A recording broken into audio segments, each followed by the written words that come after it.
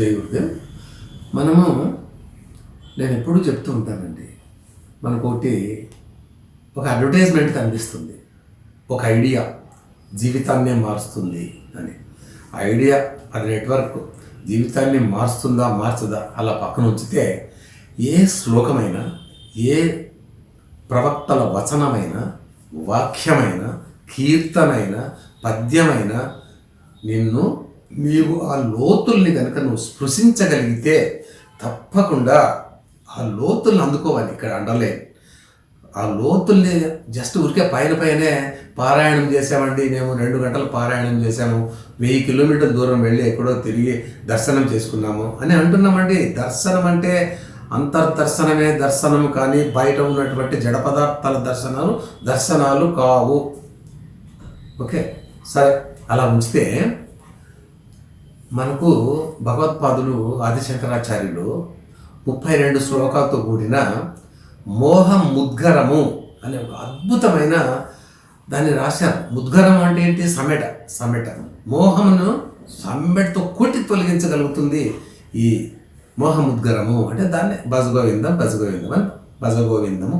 అని పాడుకుంటూ ఉంటాము. మనం వింటూ ఉంటాం, ఎంఎస్ సుబ్బలక్ష్మి పాడింది, ఇంకా బోలెడు పాడారు. అద్భుతంగా మనం తన్మయత్వం చెంది గుళ్ళలో ఆడేయడంతా ఆధ్యాత్మిక కేంద్రాల్లో మనం వింటూ ఉన్నాము. కానీ ఫస్ట్ ఏదైతే పల్లవిలాగా మకుటములాగా ఉందో అది భజ గోవిందము గోవిందం భజ మూఢమతే భజ గోవిందం.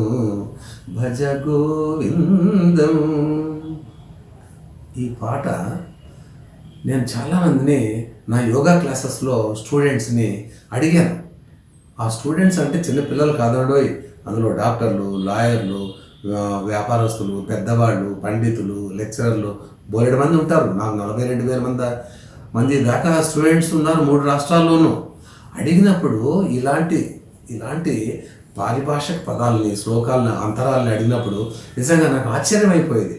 నేను అంత పండితుడిని కాదు, నాకేమీ తెలీదు, కానీ ఈ చిన్నగా ప్రశ్నలు ఇంత మహానుభావులు అంటే మహానుభావులు కాదని ఇంతకుముందే చెప్పాను, కానీ వాళ్ళు ఏమి చెప్పలేకపోతున్నారే అని నేను చాలా ఆలోచన చేశాను. ఓకే, భజ గోవిందం. ఇక్కడ భజ అంటే నిరంతరము గోవిందం. సో ఇది కూడా బాగుంది. గోవిందం అంటే ఏదో మాట్లాడదాం. భజ గోవిందం గోవిందం భజ మూఢమతే. ఒరే మూఢుడా, నువ్వేమనుకున్నావు? నువ్వు సామాన్యం అనుకున్నావా? నేను నీలో ఉన్నాను. నువ్వు సాక్షాత్తు భగవత్ స్వరూపానివి. నువ్వు ఎప్పుడు నీ చింతన ఎలా ఉండాలి? బయట విషయాలు, అసత్య పదార్థాలు, అశాశ్వతమైనటువంటి ఈ బయట ప్రపంచంలోనే అనిత్యాలు వెంటపడి నీవు భోగలాలసుడై ఇవే నిజం అనుకుని నువ్వు పరిగెట్టిపోతున్నావు కదా. నువ్వేమనుకున్నావు అంటే నీవు సాక్షాత్తు గోవిందుడివి. ఇక్కడ ఇంకో లాజిక్ ఉందండోయ్. మనం మామూలుగా ఊరికే గోవింద అనుకుంటాము. చాలామంది అంటే మహానుభావులు ఉన్నారు, చాలామంది గోవిందుడు అంటే వెంకటేశ్వరుడనో లేకపోతే శ్రీకృష్ణుడనో ఇలా మనం ఏదో అనుకుంటూ ఉంటాము. అస్సలు పారిభాషిక పదాల్లోకి మీరు అంతరంలోకి తొంగి చూస్తే ఏంటి గోవిందుడు అంటే? గోవిందుడు అంటే గోవులు కాదండి. గోపాలుడు అంటే బయట పశువుల్ని, గోపాలుడిని, ఆ పశువుల్ని పాలించేవాడు కాదండి. ఏది పశువులు పాలించడానికి ఆ మహారాజు చక్రవర్తే కాదన్నా. ఎవరైనా పాలిస్తారు కదా, ఏ అమాయకుడో పిల్లవాడో ఎవరైనా పాలిస్తారు, లేకున్నా అవి హాయిగా బతికేస్తాయి. సరే, గోపాలకుడు అంటే గోవులు అంటే ఇవి కాదండి. మనలో ఉన్నటువంటి కర్మేంద్రియాలు, సూక్ష్మేంద్రియాలు, పంచకర్మేంద్రియాలు, మనసు, వీటిని పాలించేవాడే గోవిందుడు. ఇంకొకటి కూడా చెప్పాలి.